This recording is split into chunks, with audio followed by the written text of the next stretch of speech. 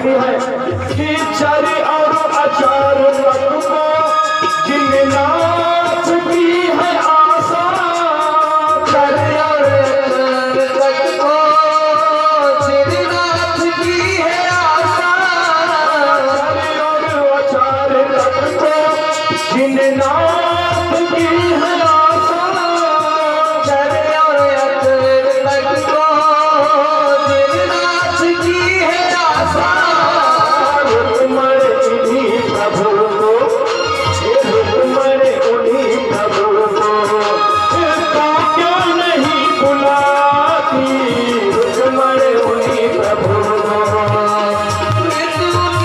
बुलाती रुक्मण उन्हीं प्रभु को, तो क्यों नहीं बुलाती रुक्मण तुम प्रभु को, कैसे नहीं बुलाती। बोले वृंदावन बिहारी लाल की जय।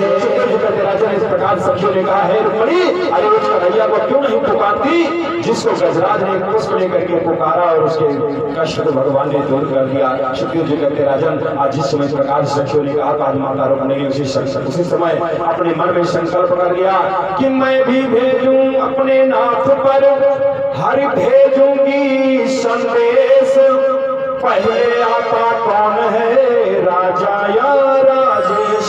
आज माता रुक्मणी ने सोचा आज मैं भी एक संदेश अपने प्रभु के लिए भेज देती हूँ। सुखदेव जी कहते राजन, आज उसी समय रुक्मणी ने एक पत्र लिखा, ब्राह्मण देवता को बुलाया और रुक्मणी ने कहा है ब्राह्मण देवता आज आप मेरा एक काम कर दीजिए, आज इस पत्र को लेकर के द्वारिकापुरी में जाइए और मेरे प्रभु को दे देंगे। सुखदेव जी कहते राजन, आज उस समय ब्राह्मण देवता पत्र को लेकर के द्वारिकापुरी जाते हैं और भगवान के दरबार में पहुंच जाते हैं।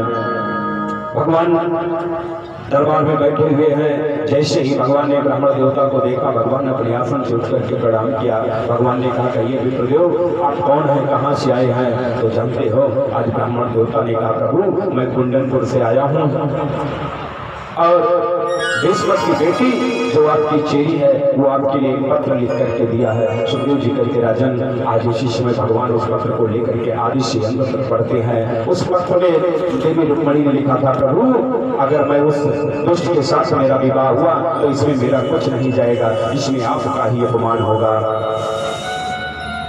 जैसी आपकी इच्छा वैसा कीजिए, मुझे जरा सा भी कोई हमारे मन में जरा सा भी कष्ट नहीं होगा, ये तो मैं आपको बताने के लिए पत्र दे रही हूँ। सुखदेव जी कहते राजन, आज जिस समय भगवान ने उस पत्र को पढ़ा, आज भगवान ने अपने मन में विचार किया देवी तुम चिंता मत करो, मैं जल्द से जल्द आ रहा हूँ। सुखदेव जी कहते हैं राजन, आज भगवान ने कहा कि हे ब्राह्मण देवता आप कुछ क्षण यहीं रुक जाइए, मैं अभी तुरंत चलने के लिए तैयार हो जाता हूँ।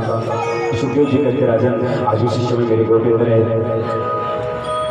आज कुंडन पर जाने के लिए तैयार हो जाते हैं।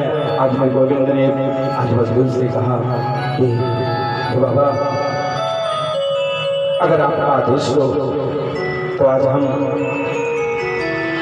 गुप्त वालों को साथ लेकर के कुंडनपुर चले जाएं। ब्राह्मण देवता ने हमारे लिए पत्र लेकर के आए हैं। सुखदेव जी करके राजन, आज इस समय जिस समय आज मेरे गोविंद ने कहा, आज बाबा ने आदेश दे दिया। सुखदेव जी कहते राजन, आज भगवान रथ पर सवार हो जाते हैं, ब्राह्मण देवता बैठे हैं, भगवान जा रहे थे, सामने से बलराम जी आ रहे थे। बलराम जी को देख करके आज भगवान ने अपने मन में सोचा कि अब मैं भैया से क्या कहूँगा।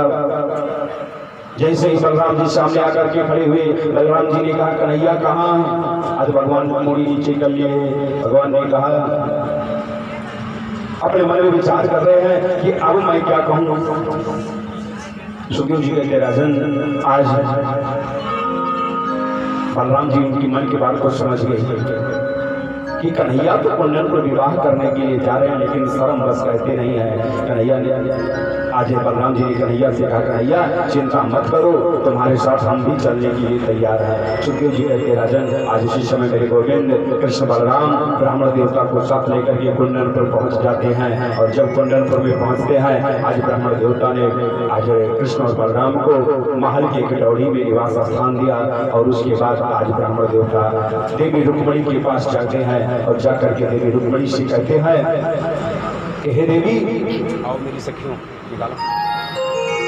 आज देवी ब्राह्मण देवता ने कहा कि हे देवी, अरे कन्हैया आज हमारे इस महल में आ चुके हैं, अब तुम चिंता मत करो। सुग्रीव जी कहते राजन, आज जैसे ही रुक्मणी ने इस प्रकार के वचन को सुना, आज रुक्मणी की प्रशंसा की